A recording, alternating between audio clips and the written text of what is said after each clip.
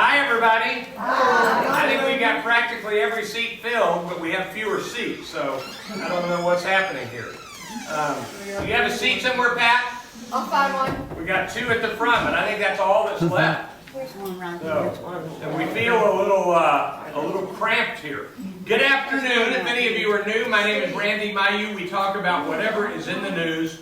We have very serious, very somber news to discuss, so we'll do the light stuff first. I don't know if any of you heard about this, but Dallas used to have a football team. It's been quite a few years now since we had a true football team. We had our hopes raised recently that we had a team this year, but those hopes are pretty well dashed at the moment. That last play in that game last night may have been the single most disgusting defensive failure I have ever seen in football. And I think it is time to go ahead and acknowledge it. Any of you would do a better job being the head coach at the moment of the Dallas Cowboys. It was not a good ending last night. So now, in case you're wondering, I'm a Cowboys fan. And I am, I debated getting very drunk late last night, and I haven't been drunk since 1968 when I was in high school. So it was a very disgusting moment.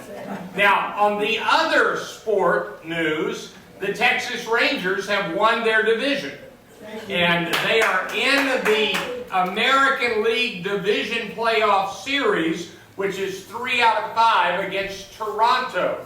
Now, I don't bet, but one of the things that I do is I check the betting lines, and at the moment, of all of the teams in the playoff, the team that is least likely to win the World Series is the Texas Rangers. And so they are the lowest percentage possibility of winning the World Series of the whole batch. Houston, which we beat in our division, has twice as good a chance as the Rangers, and it's not very high. We're at 3% chance. The Astros are at 6% chance. So at this point, if I were you, I would not take out your life savings and bet it on either the Rangers to win the the World Series or the Cowboys to win the Super Bowl. But if you were dumb enough to make one of those two bets, I'd put it on the Rangers instead of the Cowboys. But I'm not recommending either one of those. All right, who's got a Cowboys or Rangers question?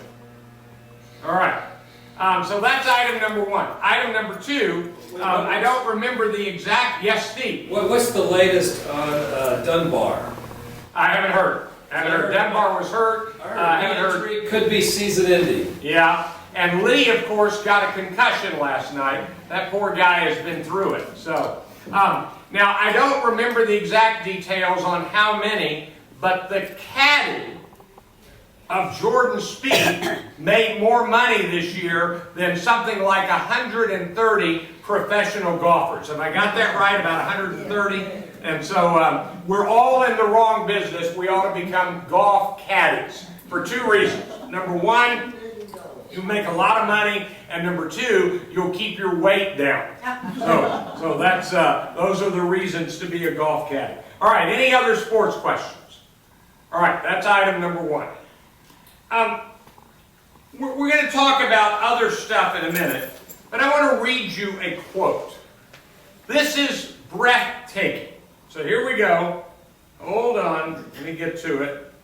Here it is.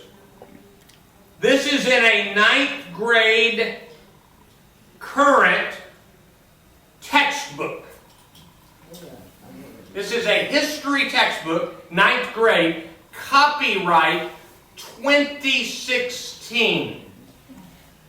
And the publisher is a company named McGraw-Hill. So you're all familiar with McGraw-Hill.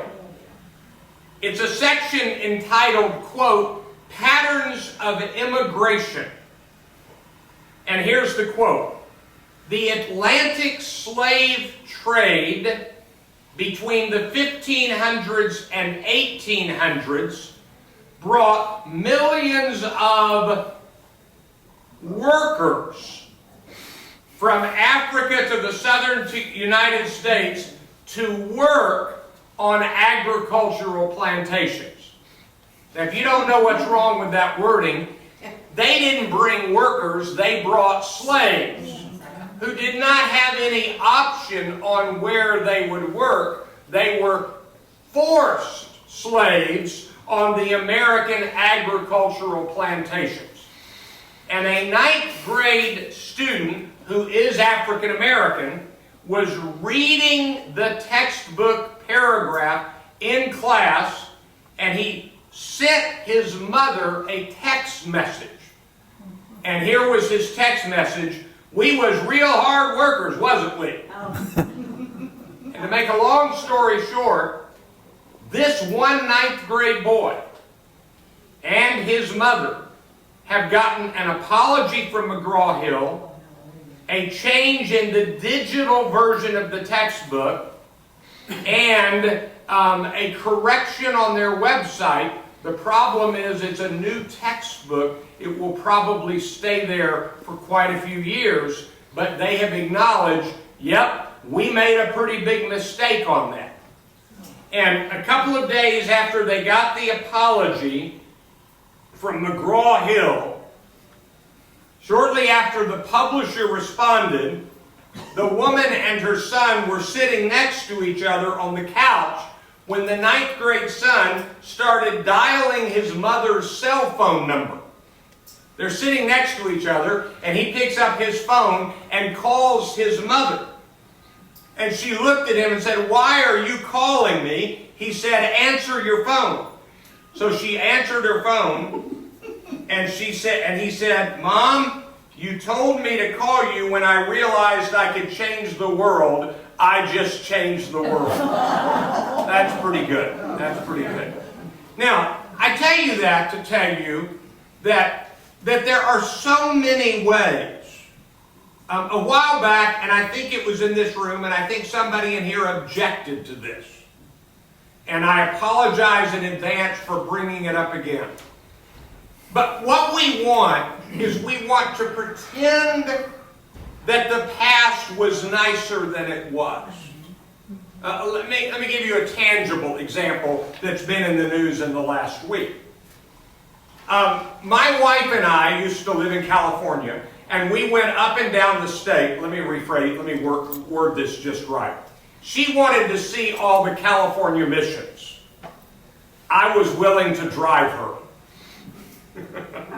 That wasn't my desire to go see all the California missions. But it was a good and noble thing to do. So we went and visited all of the missions. And if you don't know, the man that kind of made all that happen was a man named Junipero Serra.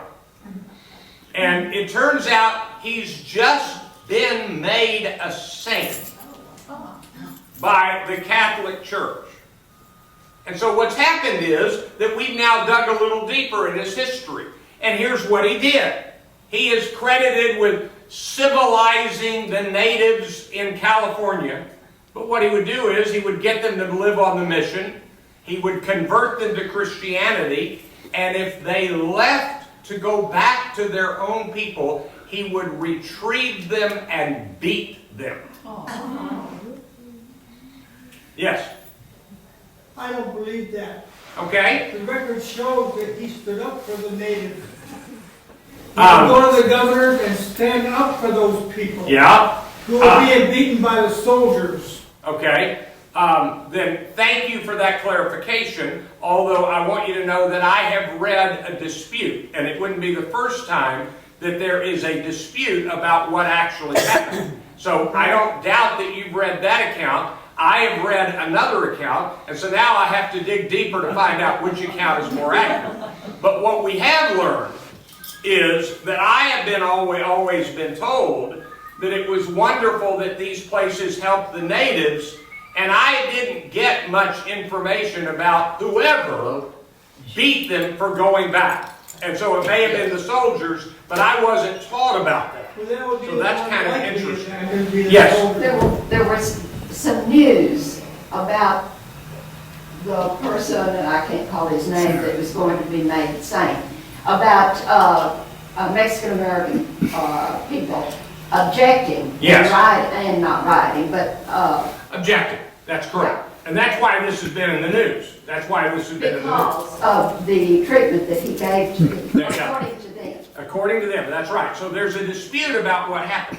So I want to go back and remind you that what I said in this room a while back is that it is a fact that slave owners had sex with black women who were slaves. And I want you to know that even though we reminisce about that as though it was a romantic thing, the women had no freedom to say no. They couldn't say no.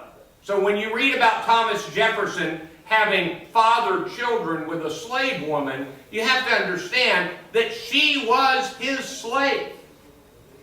And that kind of ownership, brought about the kind of mistreatment that is the ultimate power mistreatment. And so I guess I'm saying all of this to say that we want to sugarcoat our past. And that's really not in dispute. We want to sugarcoat our past, and so we want to say that Africans were brought here not as slaves, but as workers. No, they were slaves. They were slaves. And so that's the reason I started with that reading from the McGraw-Hill textbook. So that's story number one. Yes? I have to ask you, how would a company like that, with men so smart, make a stupid statement like that? That's really a good question, and so I'm going to give you my opinion. This is my opinion. He said, and he's right to say it, how could they, because it's not in dispute. They've acknowledged it's in the textbook. I mean, it's in the textbook. And so the question is, how could they have made that kind of big mistake? I've got a new theory about life. I don't often bring in the Bible, but I'm going to bring in two Bible terms. I'll take it back. Sin and transgression. All right. I'm going to believe that the McGraw-Hill failure on this story is a sin. And I'm using a parallel meaning. I don't mean it's a sin in the eyes of God, although I might.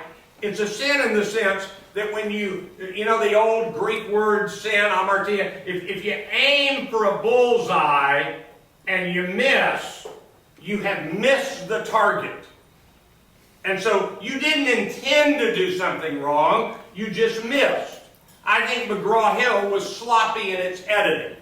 I think some writer wrote it that way with some motive to lessen the sting of slavery in the United States, and their editors didn't catch it. And so to me, the person who wrote it was transgressing, but the editor was sinning. They didn't catch it. Whereas a transgression, and I'm pretty certain I'm right about this, is if you want to know the company that is guilty of the biggest transgression in the last 10 days, it's a company called Volkswagen. They didn't miss their target. They didn't accidentally set their emissions control system incorrectly. They had engineers on purpose set their emissions control to cheat every test. It was done on purpose. And so to use the old Bible language, a sin is kind of a wrong thing by accident, and a transgression is a wrong thing on purpose. And Volkswagen is guilty of a transgression, and a sin was an accident. Now, in political circles, this happens all the time. Let me just give you an example. And I use one out of the past because if I used a current one, it'd be harder to deal with. There was a man named McCarthy who would hold up a list of names saying, I have here a list of, 180 names of communists working in the federal government right now. Turns out, there was never such a list. He was making it up. That is transgression. It's not a sin. If there had been 165 and he said 180, that'd be different. But he flat out lied about it. And I think the same thing happened in South Carolina in the year 2000 during the Republican primary when people got phone calls being asked this question: would it change your vote if you knew that John McCain had fathered an illegitimate black baby? Which, by the way, left the impression that John McCain had fathered an illegitimate black baby. If you don't know that history, McCain won the New Hampshire primary. The supporters of George W. Bush went into panic mode. It is commonly believed that Karl Rove was behind that phone call that went out all over the state of South Carolina. Or, how about this one? Once upon a time, a man won his very first election by having dead people vote for him. His name was Lyndon Johnson.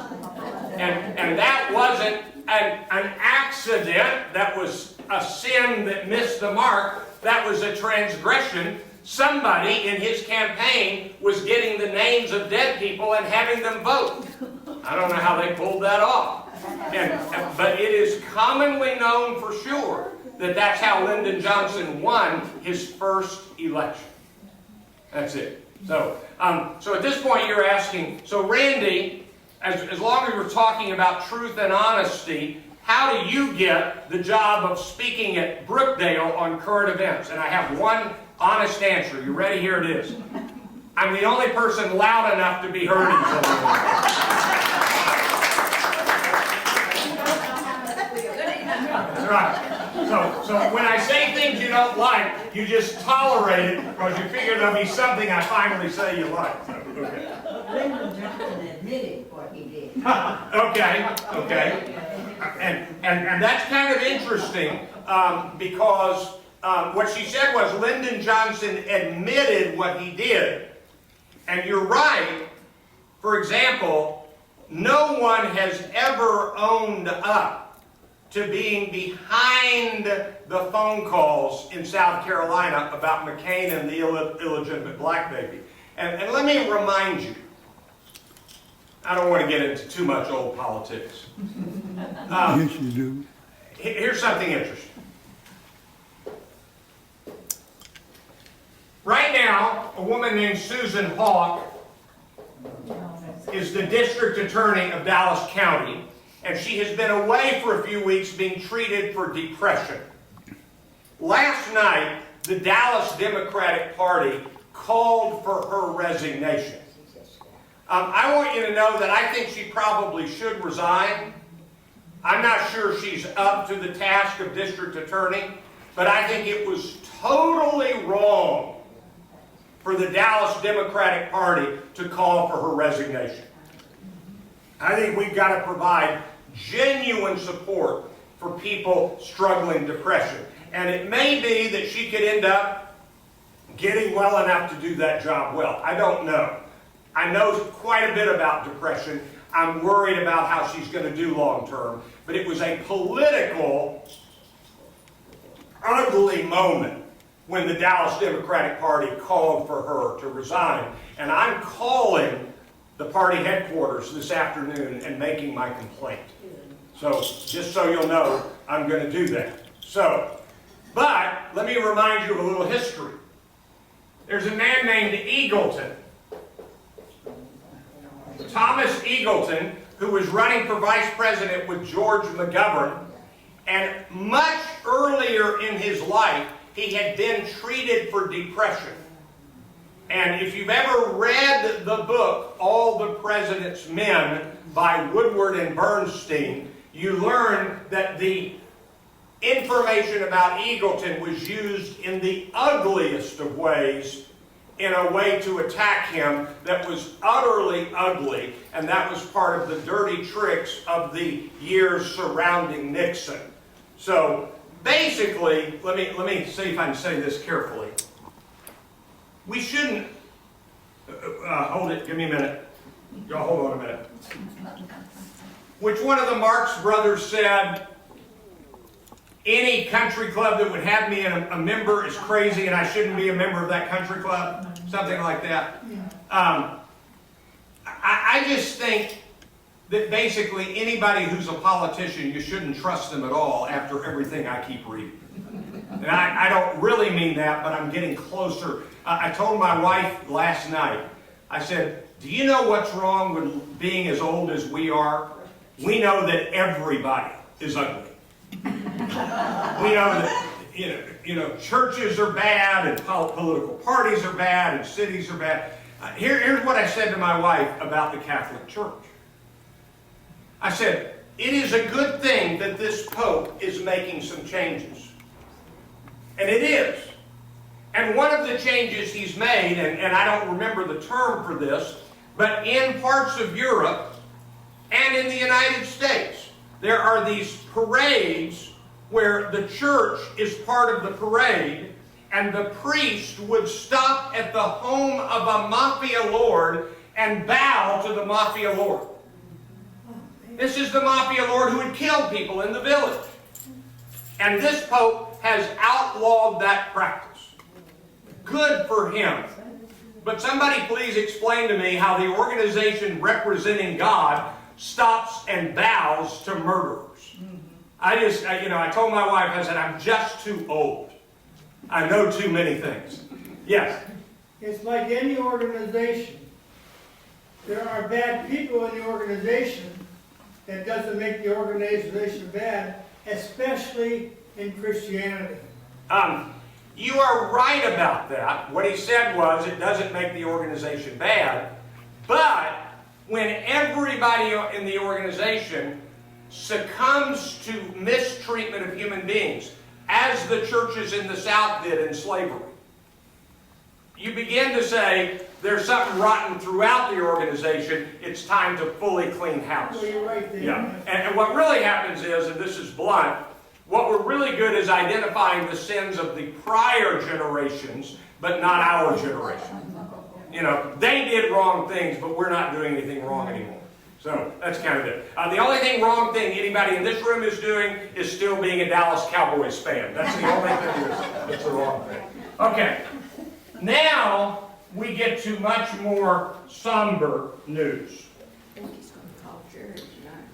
Last week, there was a shooting in Oregon in a classroom that was meeting at the moment in class, and there were 9 people shot dead by a young man who is described as mentally disturbed, and he killed himself. And there were, I don't even know the final number. The first number I heard was 13 dead. That has now been lowered to 9. And I heard 20 wounded. And there is no doubt that a former soldier rushed the guy and was shot 7 times and survived. And that slowed him down enough to where the police could get there, and ultimately he apparently took his own life before the police shot him. So that's the story. That's the story. Now, look, I don't know anybody anywhere in the country who says it's a good thing that a guy took a gun and shot 9 people dead in a school. I don't know anybody who says that's a good thing. I teach at the community college level. It was Thursday because I went into class. It happened in the morning. I didn't know about it in the morning. I learned about it at 2:30 in the afternoon, and I went into class at 4 o'clock. And it's one of the toughest days I've had. I had no fear, but I was just so distressed and sad and angry that somebody would go to an educational institution and do that. But I want you to know that there's no reason to be any madder about this one than I should have been at the Charleston church shooting, or Sandy Hook, or Virginia Tech, or the movie theater shooting in Colorado, or Columbine, and on it goes. We have had 45 school shootings in this country this year. They call a mass shooting anytime 4 or more people are shot.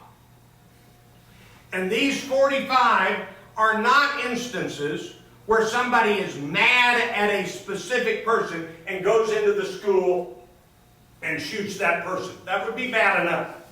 These are, I'm going to use a word that is not the right word, indiscriminate shootings. What I mean is the individual targets were not selected. But the idea of shooting up a school was discriminate. That was chosen on purpose. So 45 times this year. And so just to put things in perspective, a few years ago, 3 children, different times, 3 children were killed by the sad occasion. Anybody remember lawn darts? They're like javelins with a dart with fun things on them. And it was a game for kids. You would have a lawn dart, and it had a sharp end, and 3 children were killed by lawn darts. 3. You know what they did? They outlawed lawn darts. You can't buy them anymore. They killed 3 children. Do you have any idea, and I'm sorry I didn't bring the number in, but a hefty percentage of these 45 school shootings have killed children or late teenagers. And nobody has changed a single law. We kill 3 people with lawn darts, and you outlaw lawn darts, and the supporters of guns will say, well, we start with this. The U.S. Constitution guarantees the right to own a gun. So let me remind you of what the Second Amendment says. I can quote it pretty close to verbatim. No, I can't. I can quote part of it. It's going to come to me the moment I pull it up. So hold on. But I want to read you the Second Amendment.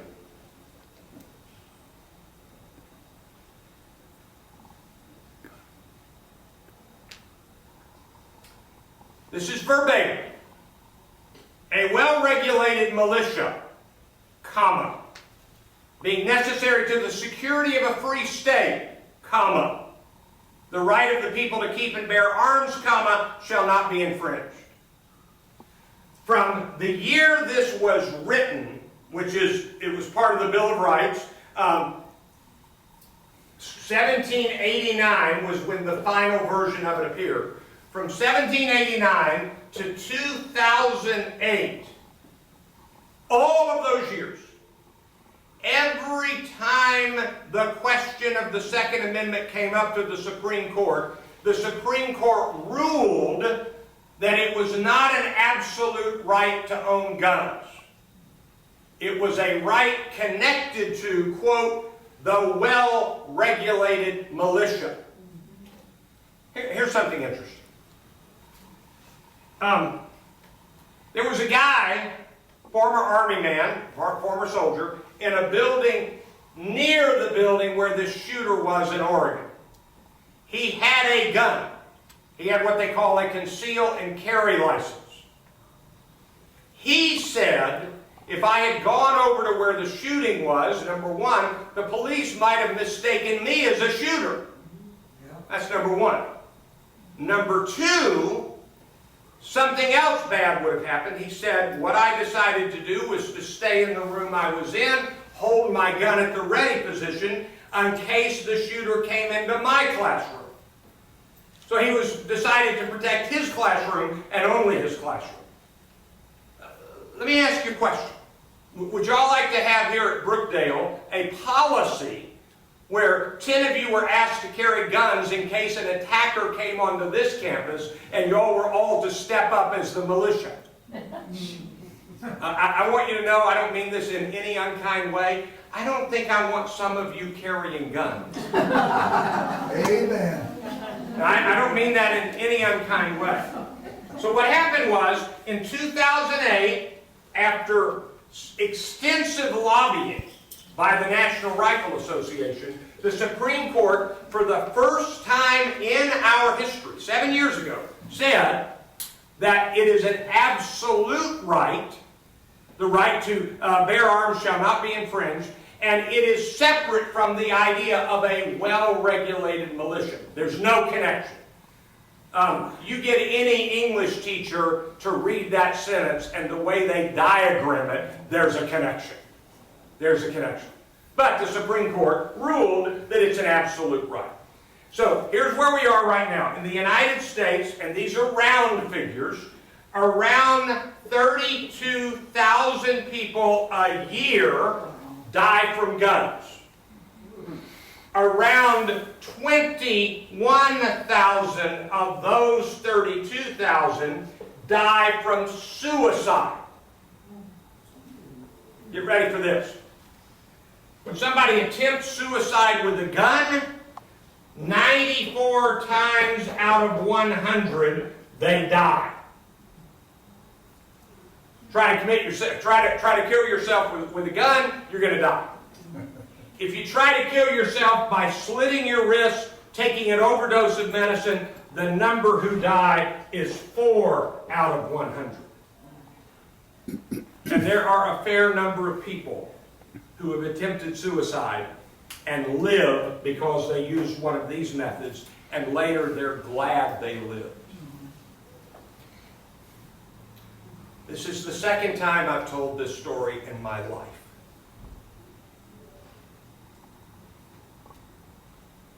When I was in about the 2nd or 3rd grade, my mother slit her wrists in the bathtub.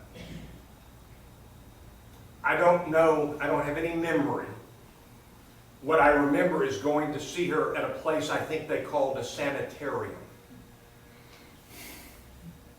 My mother slit her wrists, and I'm assuming that her sister, my Aunt B, yes, I had an Aunt B, found her and called an ambulance, and she lived.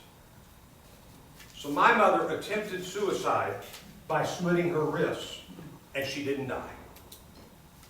And I had a mother the rest of my growing up years. When I was in the 8th grade, my grandfather put a bullet through his own head and killed himself. And I lost my grandfather. I know personally that a gun is a more successful suicide tool than razor blades are. And the statistics back me up. So, 32,000 people die every year from guns in the United States. That's a round figure. It's 31,000, 33,000. 21,000 die of suicide. And around 10,000, give or take a little bit here and there, die of what they call homicide with a gun. Somebody shoots somebody else. Now, whenever you hear people say, well, if somebody wants to kill people, they'll use a knife. Yeah, that's right. And if somebody rushed a group of people with a knife, they might kill 1 or 2. But they wouldn't kill a theater full, and they wouldn't kill 9 at once. And just so you'll know, right at 1,500 die a year from a knife, give or take, 1,500 to 1,600. And another 800 to 1,000 are killed each year by some other form of physical attack that does not include a knife or a gun. Beating somebody to death, picking up a baseball bat and killing them like Al Capone did. All right, so this is the situation. Now, this is the illustration I heard this morning. Anybody here ever had a friend have breast cancer? All right. What would you do if somebody found a cure for breast cancer? True story. What would you find? True analogy. What would you do if somebody found a cure for breast cancer, but everybody who made money in the breast cancer industry, drugs and events, etc., said, we don't want to implement the cure because we're making too much money? We would think that those people were crazy. Right. The moment somebody comes up with an actual cure for breast cancer, I think I can safely say we'll all raise our hands and say, let's adopt this cure. And we would do it without hesitation. There is, in fact, a cure for these kinds of gun deaths. I'm not speculating. It's, in fact, a cure. A couple of decades ago, they had a shooting that killed 35 people. Just like the Oregon shooting and other shootings, somebody came in and randomly killed 35 people. The Prime Minister of the country said, no more. And he went before their parliament, I think it's a parliament, and they changed the law, and it included a buyback program. They bought guns back from people. They reduced the number of guns by the millions in the country. This was 2 decades ago. The number of mass shootings they have had since that mass shooting is 0. And the country is Australia. And Australia has a cure. And nobody in our Congress is willing to adopt it. And you can say, well, but it says in our Constitution to keep and bear arms. Okay. Let's look at a mass murderer in 1776. Are you ready? He walks into a school to kill a bunch of people. He goes, bang!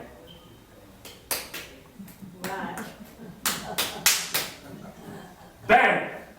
Trust me, he wouldn't get past the first person. They would attack him and take his gun away while he's reloading his musket. But now, with automatic rifles and automatic pistols, semi-automatic pistols, here's how fast you kill 9 people. Bang, bang, bang, bang, bang, bang, bang, bang, bang. It's that fast. That's not the musket of 1776. So, anyway, that's the story. The first reaction we all ought to have of this story is what a tragedy for those families. I got to tell you, I don't want my sons killed. I don't want my students killed in classroom. There was a hand back here. Legislatures accept money from the NRA. That's right. That's more important than human beings. Yeah. It's very interesting.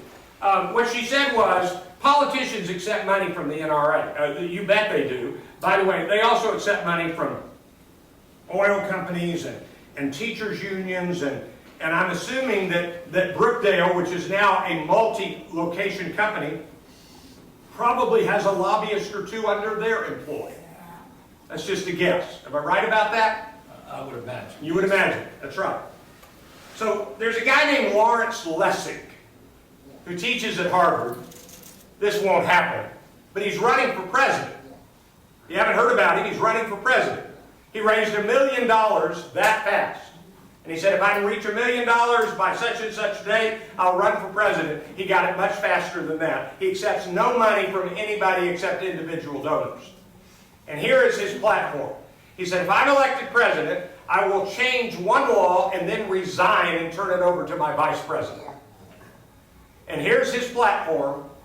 No more political contributions by anybody ever. Now, it won't pass. It won't pass. I mean, it's ludicrous. What's that? That's 0 chance. 0 chance. Now, that zero's too hard. Another thing, Yeah. they have murders, thrill murders all the time up in St. Louis and East St. Louis Oh, yeah. in broad daylight. And in Chicago and in Detroit and Washington, D.C., there are murders everywhere. They're thrill murders, and their motive. That's right. That we know of. We don't understand the motives. Right. But what we do know is that if somebody did not have access to a gun, the number of murders would go down. But anyway, back to the point, that when you said 0 chance of that passing, That's too high. It's like minus 4,000. It's nowhere near zero. But what Lawrence Lessig says is, and here's something interesting, 96% of, this is an unrelated subject, but it makes the point. 96% of money donated to politicians by companies connected to coal and oil go to Republicans. And 56%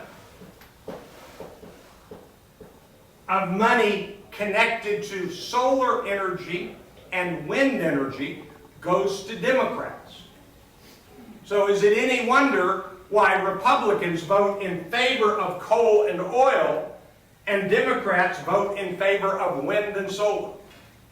And what Lawrence Lessig says is, nobody should get money from anywhere, that way they would vote their conscience. Yeah. Wouldn't that be nice? Wouldn't that be nice? Okay, we're already down to about 10 minutes, and so I got to do the other stuff. All right, let's see if we can figure this out. At the moment, at this very moment, right now, there's not a consensus on where we stand, but on the Republican side of the ledger, right now, the man still leading the average of the polls is a man named Donald Trump. He's dropped down a little, but he is still the significant leader. In a movement that looks like it might last for a bit, number 2 and 3 are practically tied, and they are Ben Carson and Carly Fiorina. And this is a real climb for Carly Fiorina. She was at 2%. You remember the first debate? She wasn't on the main stage. She was in the early debate for the also-rans. She is now practically tied with Ben Carson, about 8 to 10 points behind Donald Trump in the national averages. But here's the big news. Now, hold on. Got 2 pieces of big news.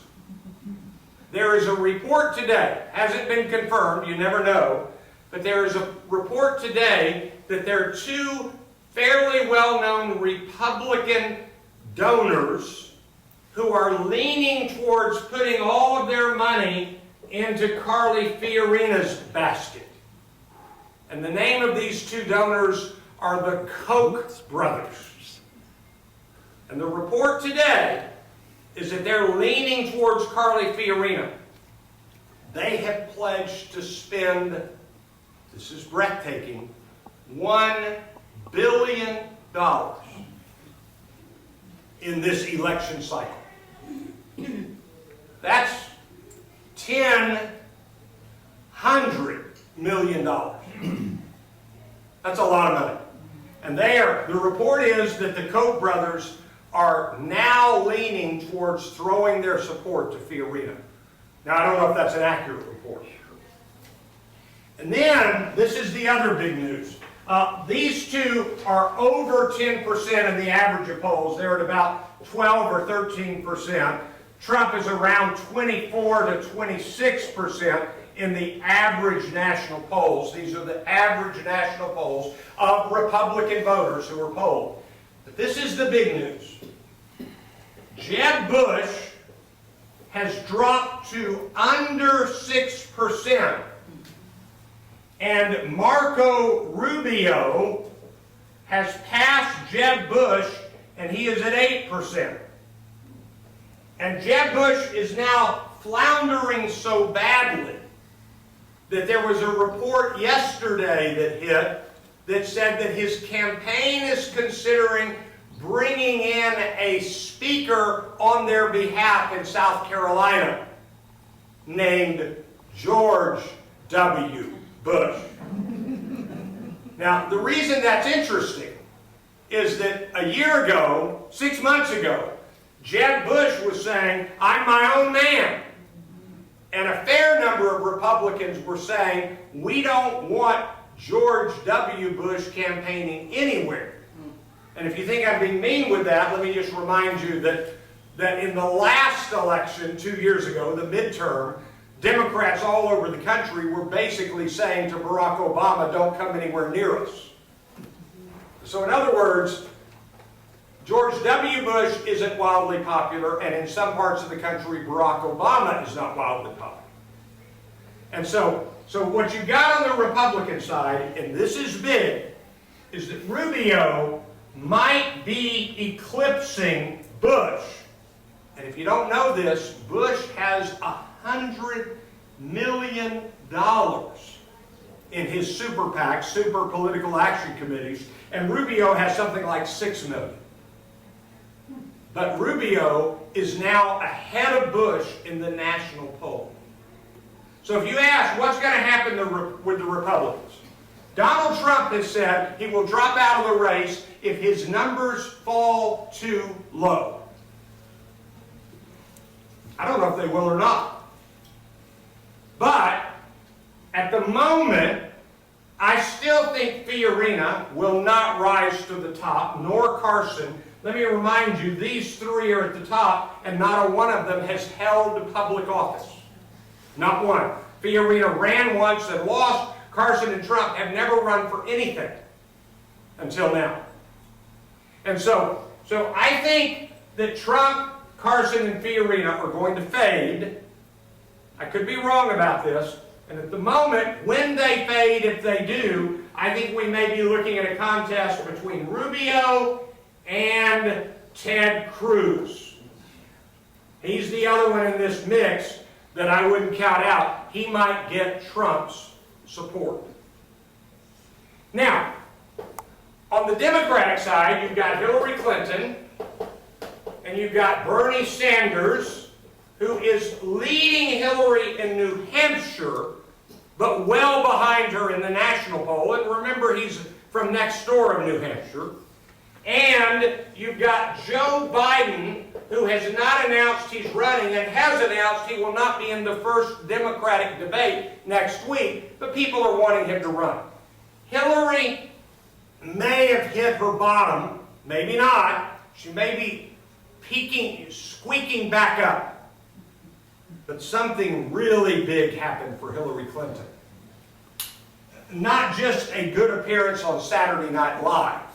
And by the way, when people say, what is a politician doing on Saturday Night Live? I'm just going to give you one reminder from history. I saw the night it happened when a man said, "Sock it to me," on Laugh-In. And the man's name was Richard Nixon. I saw Richard Nixon on Laugh-In say, "Sock it to me." He had less dignity than John Wayne, who also said, "Sock it to me." But you had the impression that if somebody socked it to John Wayne, he'd sock him right back. So that was the Laugh-In day. So the idea of a politician being on a comedy show is an old idea. But here's what's big that happened in the last week. Some of you may have missed this news. It didn't get much coverage. But John Boehner is stepping down from Speaker of the House. I don't know if you heard anything about that. I'm teasing. Of course you did. It was all over the news. And so now the Republicans are scrambling to replace him. And as of 4 days ago, the number one choice was Kevin McCarthy, member of Congress from California, who wrote a book with Paul Ryan and Eric Cantor called Young Guns, on the conservative Republican revolution that needs to take place. I read the book. It's a very fine description of the conservative mindset of the modern era. So Kevin McCarthy is apparently trying to be the new Speaker of the House, and he said on the Sean Hannity television show on Fox, he said, as you well know, he said it as though everybody knows it, there was never any real intent to get any truth out of the Benghazi hearings. We were just using them to attack Hillary Clinton and lower her numbers. Now that's not a Democrat saying that about the Benghazi hearings. That's the man trying to be the next Republican Speaker of the House. Boehner said McCarthy was wrong, others have said he was wrong, but everybody knows he was right. It's what Michael Kinsley calls a gaffe. You say something that you shouldn't have said, but it was the truth. And the reality is, the potential next Speaker of the House said, we never cared about any truth behind the hearings. We just wanted to embarrass Hillary and lower her numbers. Which, by the way, there is somebody who has been saying that, and that person's name is Hillary Clinton. So this is a very big deal. So, I don't know what else to say. We've got the Republicans that are talking about, and it depends on who the new Speaker of the House will be, but there are Republicans who are talking about defunding Planned Parenthood. By the way, it turns out that Carly Fiorina has a foundation that's only half a foundation, that has been giving money in a foundation where other members of the foundation have been donating to Planned Parenthood. Kind of interesting. Modern politics is tough. Well, I don't know how to fix the gun problem. I don't know how to fix, the political problem. But who cares about that? Here's the worst news of the day. I don't know how to fix the Cowboys problem. We have our reading group next Wednesday, not this week, the next Wednesday in the library. You're all welcome. We'll have readings hopefully by Monday. Thanks for coming. Bring in the beer. I'll see you. Bye-bye.